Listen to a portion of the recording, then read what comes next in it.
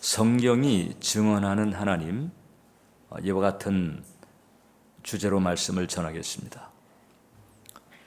자, 우리는 늘 하나님을 찾고 하나님을 의지하며 하나님을 예배합니다. 그런데 우리가 찾고 예배 드리는 하나님은 어떤 분일까? 성경 전체를 통해서 이모저모 접하긴 하지만 이제 이 종합적으로 정리가 된 이해를 하는 경우가 막상 쉽지가 않습니다. 그런데 18세기 그 영국의 신학자였던 그 아담 클라크라고 하는 분이 하나님이 어떤 분인가를 성령의 증언을 종합해서 이제 이렇게 평서문으로 묘사를 했습니다.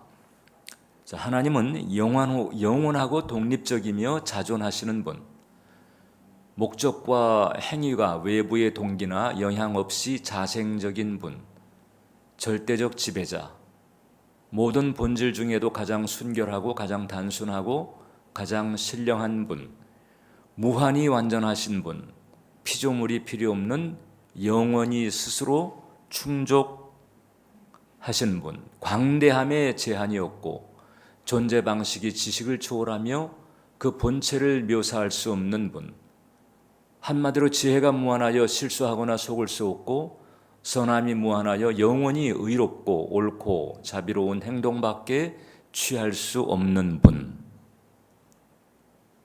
이분이 성경이 증언하는 하나님이다. 이렇게 좀 더 알기 쉽게 정리를 해준 바가 있습니다. 우리가 이렇게 글로 접한다 할지라도 하나님은 이 이상이지요.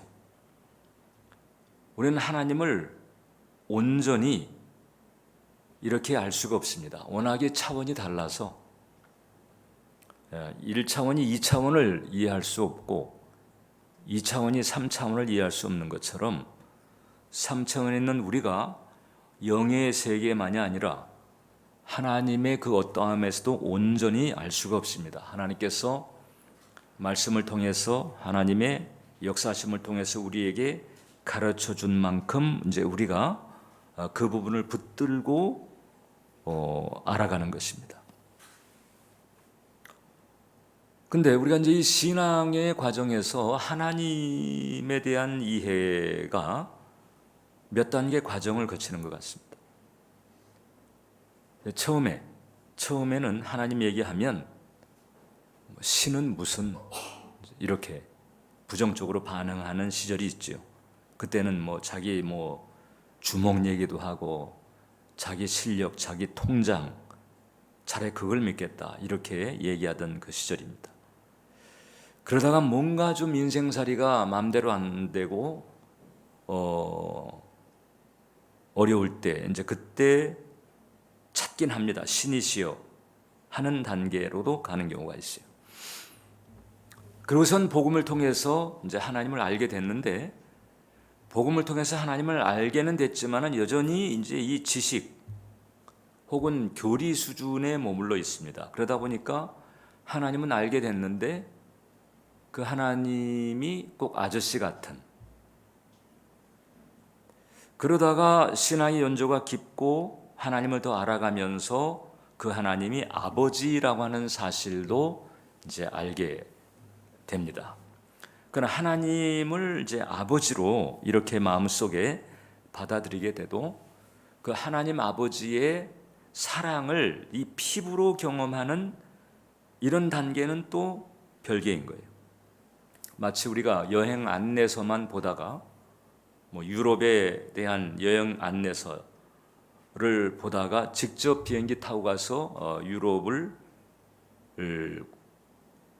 직접 맞닥뜨리는 것의 차이와 같다고 할 수가 있습니다. 맛 좋다는 요리에 대해서 사진도 보고 얘기로도 듣고 레시피에 대한 설명을 아무리 자세히 듣는다 할지라도 그 요리를 직접 갖다가 맛을 보는 경우 이것하고 이제 다르다고 할 수가 있어요. 정보에 대해서 알기 때문에 모른다고 할 수 없지만은 온전히 안다고 할 수가 없습니다. 그래서 우리가 하나님을 알아가는 단계가 생각보다는 여러 단계가 있다는 거죠. 우리 모두는 지금 말씀드린 그 단계 중에 어느 지점을 지나가고 있다고 보면 되는 거예요. 혹은 또 왔다 갔다 할 수도 있습니다. 하나님을 체험했다가 또 어떤 세상 일, 세파로 말미암아 기도도 약해지고 뭐 이런 통에 다시 또 그 하나님의 생생한 체험이 관념 수준으로 되돌아가는 경우도 있겠고 뭐 이런 단계를 우리가 오며 가며 혹은 지나가거나 하고 있다고 볼 수가 있어요. 근데 우리 기독교의 하나님은 그 이해가 독특합니다. 대부분의 고등 종교가 그 유일신 체계를 말하는데 우리 기독교는 삼위일체를 말합니다. 셋이면서도 하나고 하나면서도 셋이에요. 성부 하나님, 성자 하나님, 성령 하나님, 삼위일체입니다. 그래서 이 세 위격이라고 하죠. 성부, 성자, 성령 세 위격인데 근데 일체인 거예요. 그런데 이 성부와 성자, 성령 이 세 위격 사이에는 우열, 선후, 등급이 없습니다. 하나님 아버지라고 하고 그 다음에 또 하나님의 독생자 아들이라고 하니까 뭔가 무슨 등급이 있지 않을까? 없습니다. 우열, 선후, 등급이 없습니다. 왜냐하면 똑같은 본체이기 때문에 그래요. 이것은 지성이나 과학으로 입증 불가능한 일종의 신비입니다. 그래서 우리는 이제 이것을 믿음으로 받아들이고 성령 안에서 이제 체험적으로 섭렵하는 거지요. 이제 그럼에도 불구하고 우리가 이제 하나님과 좋은 관계, 깊은 관계를 유지하기 위해서는 이 삼위일체의 특성에 대해서 우리가 잘 아는 것이 필요하다. 왜냐하면 이 삼위일체라고 하는 것이 성경이 우리에게 전하고 있는 그 하나님의 속성, 하나님의 특성의 이모저모를 아주 절묘하게 어우르면서 우리에게 알려주고 있다고 하는 거예요. 이것이 무슨 얘기일까? 이제 이것을 나누기 전에 먼저 한 가지 주의할 점이 있는데 이 삼위일체를 놓고 여기서 이제 많은 이단들이 생깁니다. 가장 대표적인 이단이 이제 두 가지가 있는 양태론이라고 그래서 양태론. 그러니까 원래 하나인데 세 가지 모습이라고 하는 거예요. 이걸 양태론. 이것은 삼위일체를 왜곡하는 거죠. 삼위일체에 대한 정확한 설명이 아닙니다. 혹은 또 삼신론 이단이 있습니다. 성부, 성자, 성령이 각각 다른 인격, 위격과 이제 인격이 다른데 그 다른 인격을 가지고 있는 별개의 존재처럼 이렇게 생각하는 삼신론. 그래서 하나가 세 가지 모양으로 나타난다는 양태론. 그 다음에 각각 따로따로 이렇게 셋으로 보는 이 양태론 모두 이단입니다. 이단들은 이제 이런 논리를 가지고 대부분 등장하는 경우가 많거든요. 주의해야 합니다. 셋이면서도 하나입니다. 그래서 이제 우리가 하나님을 생각하거나 의지할 때 그럼 이제 성부, 성자, 성령 가운데서 누구를 먼저 찾아야 되나? 이런 생각, 이런 의문을 가지는 경우가 이제 대부분 있습니다. 일단 내가 이제 그간의 신앙생활하면서 하나님을 우리가 생각할 때에 성부, 성자, 성령 가운데서 어느 위격과 좀 더 내가 친밀함을 가지는지 이거 살펴보는 것도 괜찮아요. 근데 이 세 위격이 각각의 역할이 이렇게 좀 두드러진 역할이 있는 것 같습니다. 그래서 저 같은 경우는 내가 기도할 때에는 아무래도 하나님 아버지를 찾죠. 예수님의 이름으로 하나님 아버지에게 성령 안에서 기도합니다. 그러다 신앙생활 하는 중에 뭔가 깨름칙한 뭐 이런 걸림이 있다 하게 되면 누구를 찾을까요? 십자가에서 내 죄의 문제를 처리해 주신 또 예수님을 찾습니다. 그러다가 어제 그제처럼 무슨 집회나 사역을 인도한다 이럴 때는 또 성령님을 찾습니다. 무엇이 정답일까? 정답은 없어요. 정답은 없습니다. 그러나 이 삼위일체 하나님의 이 독특한 구조의 특성을 아는 것은 우리가 하나님을 좀 더 깊이 이해하고 가까이 하는 데에 도움이 된다는 거예요. 그런 점에서 이 삼위일체라고 하는 독특한 구조는 하나님의 그 아름다움을 3D처럼 우리에게 보여주는 특성이 있다는 거예요. 보통 사람들이 신에 대해서 어떤 신이 됐든지 일단 일반적으로 신에 대해서 가지는 이미지는 두려움입니다. 두려움, 심지어는 공포. 우리나라 같은 경우는 이제 무속이 깊이 뿌리 내려 있기 때문에 이 무속 신앙은 이 선령과 악령에 대한 구별이 분명해요. 악령은 이거 계속 달래줘야 됩니다. 고사를 드리고 치성을 드리고 달래주어야 해코지를 안 하거든요. 그러니까 이 초월적인 존재에 대해서는 공포감을 가지고 있을 정도예요. 그리고 인간이 신에 대해서 이 두려움의 이미지를 보편적으로 가지게 된 것은 아담 때로부터 아예 애시당초서부터 사랑의 참 하나님과 분리가 돼버렸어요. 그리고 바로 그때로부터 사탄이 치고 들어오면서 다양한 형태의 모조품, 유사품을 만드는 거죠. 이렇게 하면서 그 사탄적 속성이 이 신의 개념에 배어 있다 보니까 그 신에 대해서는 이제 이 두려움에 대한 이미지가 보편적인 거예요. 그리고 인생을 살아가면서 이제 아버지와의 관계에서 상처를 많이 받은 사람은 하나님 아버지라고 하는 호칭에서부터 벌써 마음이 불편해집니다. 그러니까 인간 사이에 겪은 일이 하나님에 대한 이해, 하나님과의 사이의 친화에도 영향을 준다는 거죠. 그래서 사실 태어나면서부터 죄악 중에 성장한, 그러다가 이제 예수님 만나는 건데 그 예수님 만나기 이전까지 일반적으로 신에 대해서 두려움 이미지를 본성적으로 가질 수밖에 없는 이 사람들에게 특히 이 삼위일체 개념이라고 하는 것은 이 특별히 새 윗기억의 역할을 통해 가지고 하나님이 참 사랑이심을 온전히 드러내는 역할을 한다. 사탄에 의해서 왜곡된, 죄성에 의해서 왜곡된 신의 이미지가 아닌 거예요. 보통 이제 하나님의 주권자시니까 만유의 주제, 주권자, 그럼 이제 권세, 통치 이런 개념이 있잖아요. 그럼 이제 부담이 느껴지지요. 그 하나님 하게 되면 부담을 가지게 됩니다. 그런데 삼위일체는 그러지 말라는 거예요. 왜냐하면 하나님 아버지만 있다 그러면 이제 그런 부담을 본성적으로 가질 수 있는데, 근데 그게 아니고 거기 성자 하나님의 윗격이 있는 거예요. 이 성자 하나님은 날 위해서 이 땅에 찾아오신 분이, 날 위해서 십자가에 달리신 분이, 날 위해서 십자가에서 몸짓고 피 흘리신 분이. 그러니까 성부께서 계시지만은 그 성부 하나님이 두려움의 대상, 공포의 대상이 아니라 예수님처럼 날 찾아오셔가지고 날 구원하기 위해서 자기를 희생하실 정도로 나를 사랑하시는 분이다라고 하는 그 하나님의 또 다른 이면을 우리에게 보여주는 거예요. 그러면 성령님은 어떤 분이실까? 그 성령님은 그 하나님이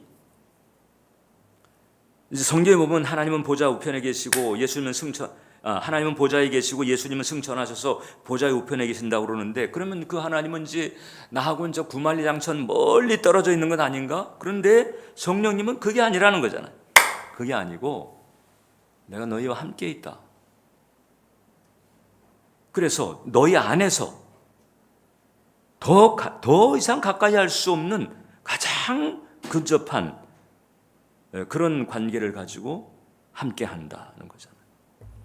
그래서 하나님은 창조주로서 어마어마한 분이지만 내 안에 계실 정도로 또 작은 분이기도 한, 이런 모습 자체가 한마디로 말하면 오늘 우리 성경에서 읽은 것처럼 사랑이라고 사랑이라고 하는 것을 우리에게 알게 해주는 거죠.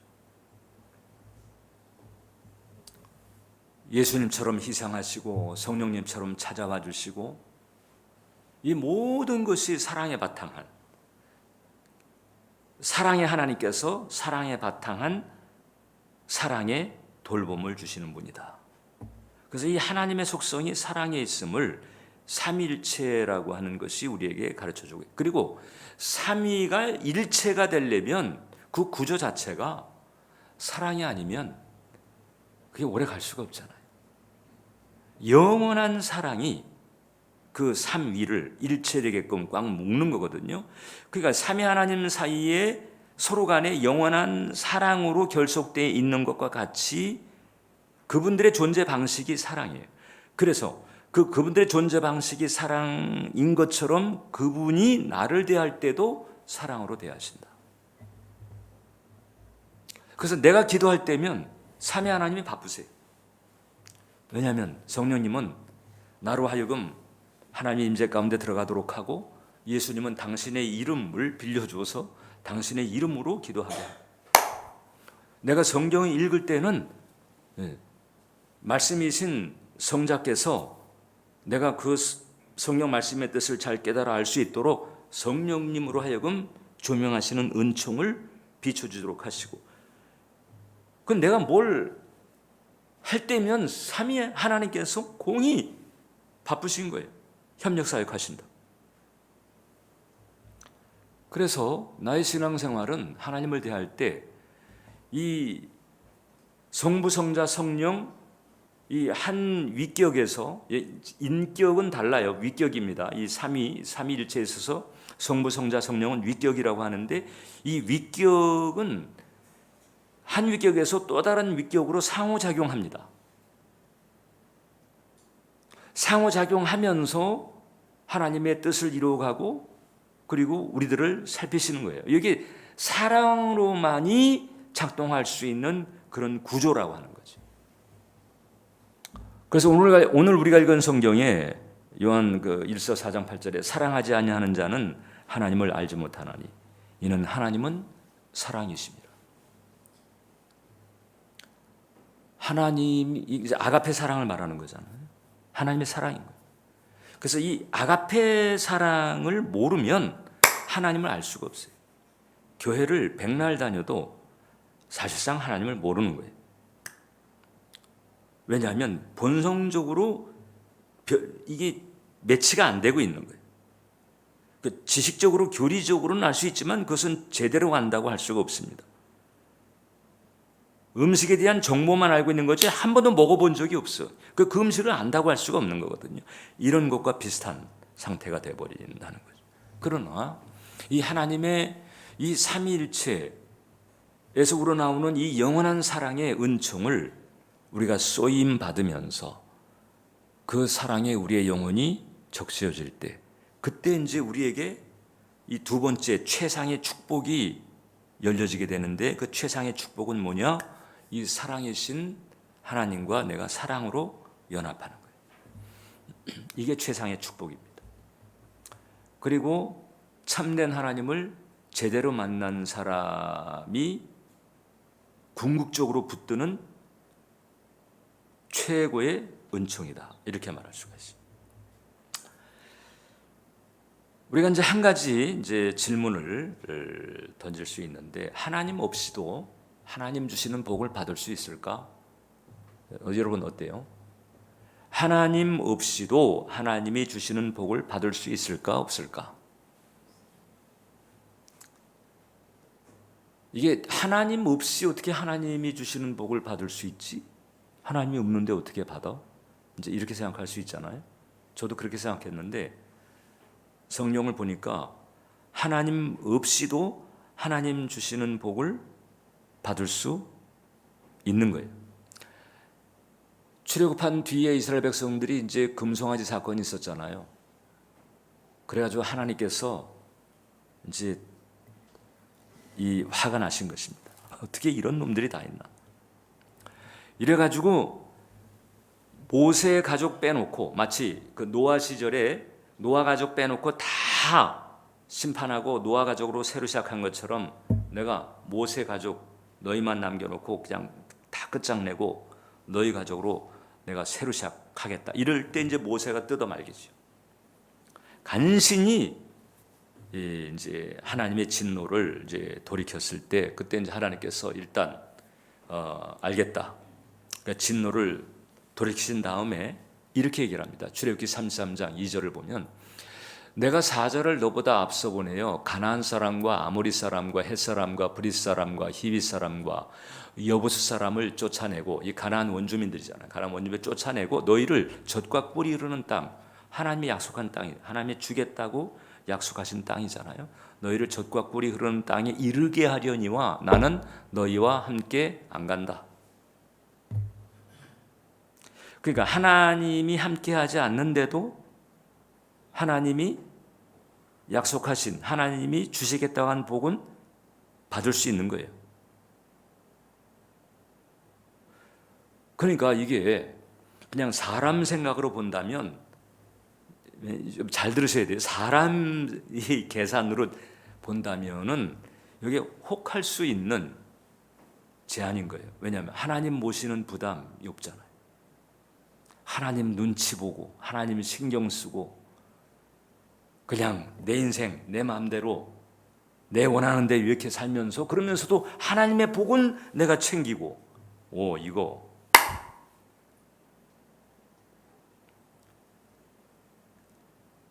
이게 하나님 음성 듣는다는 것이 정말 기가 막힌 축복인데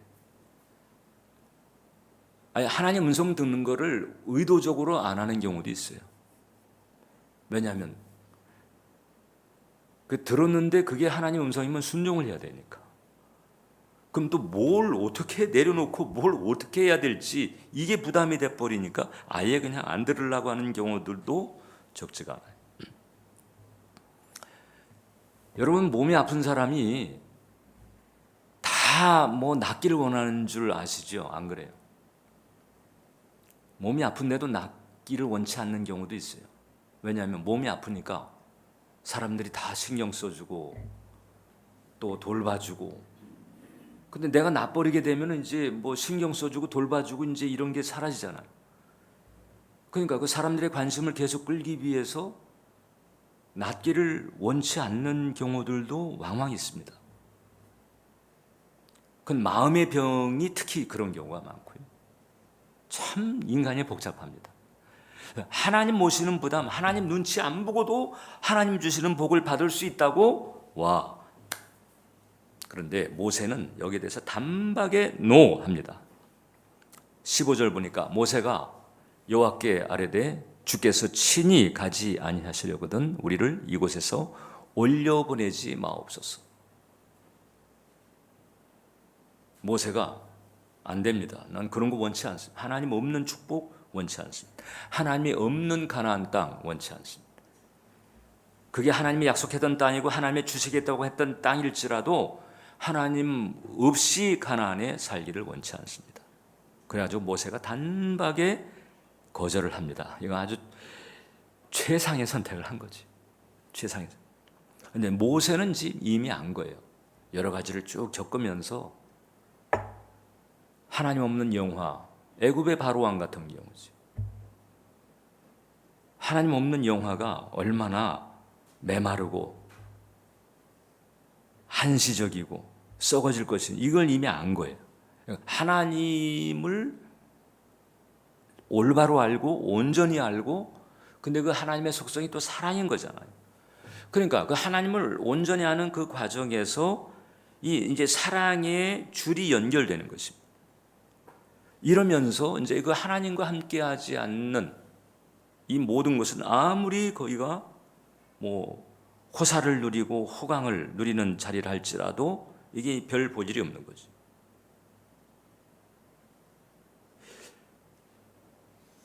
이런 적어도 가치관의 변화 같은 게 있어야 된다. 하나님과의 연합, 이것이 최상의 복이다. 모세는 그걸 안 거예요. 기독교는 이 사랑의 하나님과의 사랑의 연합, 이것을 이제 영생이라고 부르는 거잖아요. 하나님과 그의 보내신 자 예수 그리스도를 아는 것 할 때에 그 안다, 기노스코 혹은 야다, 그것은 체험적으로 아는 거거든요. 그것은 무슨 뭐 안내서 보고 아는 게 아니고 가본 거예요. 겪어본 거예요. 체험적으로 아는 거예요. 그러니까 이 과정에서는 사랑이 깊어질 수밖에 없어요. 그래서 사랑이 하나님과 사랑으로 연합한 관계, 이게 영생입니다. 일단 이 영생의 참맛을 보게 되면, 그러면 영생 아닌 것에 대해서는 이제는 김이 빠지게 되어 있습니다. 그래서 이와 같은 영생의 은총을 받는 것을 이제 우리는 은혜라고 합니다. 이것은 사람이 노력해서 얻을 수 있는 게 아니고 하나님께서 사랑을 통해 가지고 우리에게 그 문을 열어줄 때 우리에게 흘러들어올 수 있는 은혜입니다. 이 은혜를 통해서 내가 비로소 이제 하나님과 더불어 끊어질 수 없는 그 어떤 것도 끊을 수 없는 죽음도, 천사도, 뭐 사도 바울이 로마서 8장에서 선포했던 것, 그 어느 것도 끊을 수 없는 확실한 그 사랑의 관계 가운데 들어가는 거예요. 이 은혜를 우리로 하여금 얻게 하기 위해서 성부 하나님이 성자 예수님을 이 땅에 보내셔서 십자가에 달리게 하시기까지 한 거예요. 그것이 바로 요한복음 4장 10절이 우리에게 얘기해 주고 있는 거예요. 사랑은 여기 있으니 우리가 하나님을 사랑한 것이 아니요 하나님이 우리를 사랑하사 우리 죄를 속하기 위하여 화목제물로 그 아들을 보내셨습니다. 목사님, 근데 왜 저는 그 사랑을 실감하지 못하는 걸까요? 이럴 수 있어요. 왜냐하면 그런 질문을 많이 제가 받거든요. 목회 여정을 통해서. 대체적으로 여러 요인이 있을 수 있지만 가장 많은 요인이 있어요. 대부분의 그 이유가 있는데 인격적 연합을 위한 노력이 부족한 거예요. 하나님과 관계를 맺는 은혜는 받긴 했는데, 그래서 이제 하나님과 연합했어요. 연합했는데 교제가 약해. 인격적 교제가 약해요. 그럼 인격적 교제가 왜 약할까? 이제 여전히 이제 하나님 아닌 다른 것에 이제 마음이 나뉘어져 있기 때문에 그렇습니다. 그래서 이 팀 체스터라고 하는 목사님이 그런 얘기를 했습니다. 하나님의 자녀라고 하는 지위는 선물이다. 이거 은혜로 주어지기 때문에. 하지만 그 연합, 이제 하나님의 자녀는 하나님과 연합한 데서 온 신분이잖아요. 근데 그 연합을 얼마나 누리는지는 우리가 어떻게 하는지에 달려 있다. 이게 이제 부모가 있을 때 여러 자녀가 있잖아요. 부모와 자녀와의 관계는 이건 뭐 부모와 자식과의 관계는 끊을 수 없어요. 이게 무슨 뭐 부부지간에 이혼하는 것처럼 뭐 부모 자녀 관계가 이렇게 끊어질 수 있는 관계가 아니잖아요. 그래서 이 부모 자녀와의 관계가 이게 이제 연합의 관계가 우리가 하나님을 아버지라고 부르고 우리가 하나님의 자녀다. 이 연합인데 이 연합은 설령 뭔 관계가 좀 이게 좀 찬바람이 분다 할지라도 언제든지 새롭게 시작할 수 있는 근원적 관계잖아요. 근데 이 교제는 우리 쪽에서 하나님에 대해서 어떻게 행하는가에 따라서 교제의 수준은 달라질 수 있다. 마치 자녀라 할지라도 말 잘 듣는 부모를 기쁘게 하는 부모와 잘 교제하는 자녀가 있는가 하면 골치 아프게 하고 속을 썩이고 심지어는 가출하고 이런 자녀가 있잖아요. 그러면 속 썩이고 가출하는 자녀는 부모와 교제가 잘 될 수가 없죠. 부모와 사이에서 교제의 기쁨을 누릴 수가 없어요. 인격적인 연합, 인격적인 교제의 기쁨을 누릴 수가 없죠. 그러니까 이 부모의 내리사랑을 전제로 했을 때 자녀가 부모에 대해서 어떻게 하는가에 따라서 그 인격적인 연합에서 오는 기쁨이 크냐 적으냐, 실감을 하냐 못하느냐가 좌우하게 된다. 이렇게 볼 수가 있어요. 그래서 우리는 이 시나이를 가면서 이미 삼위일체 자체를 통해 가지고 그냥 사랑을 그대로 뿜어내시는 분이거든요. 그 사랑의 하나님과의 연합, 이것이 최고의 축복임을 알고 이 연합한 은혜를 가지고 내내 주님과 동행하려는 마음을 가져야 할 줄 믿습니다. 그럼 어떻게 하면 이 연합의 길을 내가 좀 더 잘 가도록 할 수가 있을까? 일단 여러분들이 금주간에 이를 위해서 하나 실천해 줘야 될 게 있는데 바로 뭔가 아니에요. 하나님께 말을 거는 거예요. 말을 거는 거예요. 우리는 하나님께 말을 걸 때가 언제인 줄 아세요? 내내 말 안 걸고 있다가 다급한 문제가 생겼을 때만 말을 걸어요. 일상에서 말을 걸어야 돼. 일상에서. 질문이 됐든 부탁이 됐든 그냥 매일 말을 거는 거예요. 아침에도 말을 걸고 오후에도 말을 걸고 저녁에도 말을 걸고, 물론 주님의 음성 듣기라고 하는 부분이 여의치 않을 수 있죠. 그 여의치 않은 케이스가 많아요. 왜냐하면 그게 시간이 걸리는 문제거든요. 그러나 내가 그분에게 이미 내가 십자가의 그 대속의 은총을 받은 사람이 분명하다면 내가 그 차원을 잘 헤아리지 못해서 그렇지 그분 엄청난 사랑을 내게 쏟아부어주고 있거든요. 성령님이 내 안에 계시다고 하는 것부터가 지극한 사랑의 징표란 말이죠. 그러니까 그 엄청난 사랑을 이렇게 받고 있는 내 입장에서 이제 내가 말을 거는 거죠. 인격적으로 인정하고, 인격적으로 의지하고, 인격적으로 존중하고 말을 거는 거예요. 질문이 됐든 부탁이 됐든 되든 안 되든 이게 말을 거는 거예요. 사실 하나님은 그걸 기다리세요. 그래서 이 자주 말을 거는 것부터 끈기 있게 할 필요가 있어요. 금주간에 여러분들이 매일마다 하나님께 질문이 됐든 부탁이 됐든 수시로 말을 거는 거예요. 그러면 이제 이렇게 말을 거는 관계가 이렇게 계속되잖아요. 끈기 있게 계속되잖아요. 그러면은 어느 단계에 가서는 막연했는데 난 왜 이렇게 음성 듣기가 안 되나? 이런 고민도 하다가 이렇게 막연했는데 어느 단계에 가게 되면 마치 뭐가 무슨 막혔던 벽이 확 허물어진 것처럼 그런 느낌이 들어와요.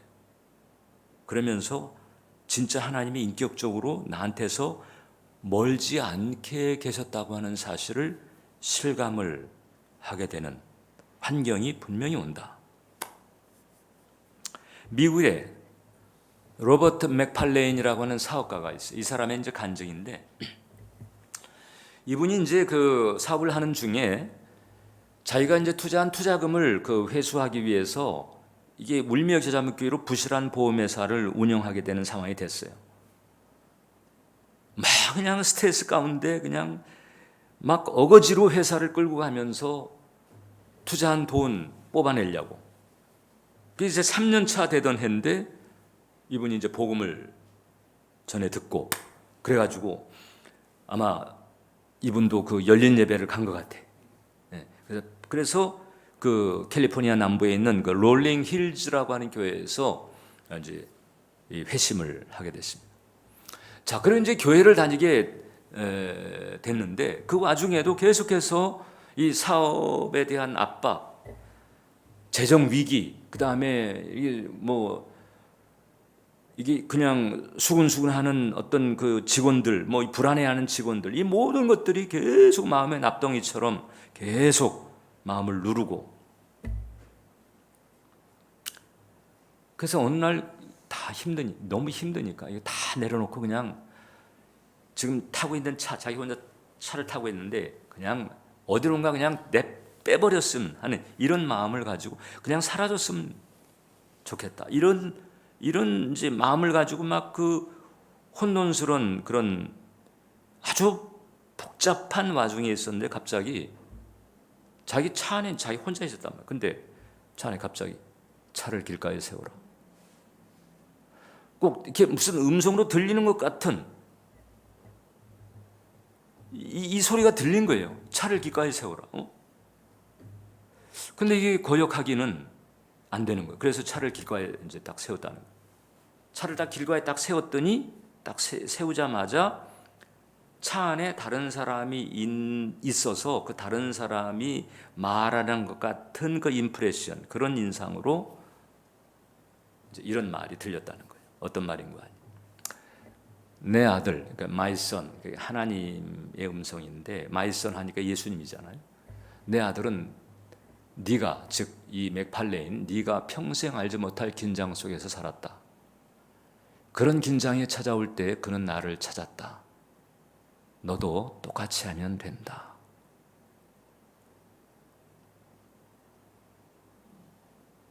이제 느낀 거죠. 이게 내가 이 교리로만 듣고 설교로만 듣고 지식으로만 알았던 그 하나님? 그러고서는 바로 그냥 운전대에 딱 고개를 숙이고 흐느끼며 울었다는 거예요. 하나님이 찾아온 거죠. 엉엉 흐느끼고. 그러니까 상황은 뭐 여전한데 이제 마음에 너무 이 벅찬, 누군가 그냥 이게 함께 해준다는 사실이 확 다가온. 그리고 이제 다시 차를 몰고 사무실에 돌아왔는데 그 여러 꼬이었던 문제들이 있었는데 굵직한 문제들 몇 개가 딱 벌써 풀려져 있는. 그리고 그 뒤에 이제 이 전환점을 맞이하는 이런 은혜를 얻었는데 이분이 이제 그런 얘기를 한 겁니다. 하나님이 나를 그렇게 찾으실 줄 몰랐다. 여러분, 삼위 하나님 아버지 하면 뭐 이렇게 준엄하게만 계신 게 아니고 예수님은 날 위해서 무엇이든지 할 수 있다는 거잖아요. 그분이 삼위 하나님. 근데 그분은 내가 어디에 있든지 어디에든 함께 하시겠다는, 그게 성령님이에요.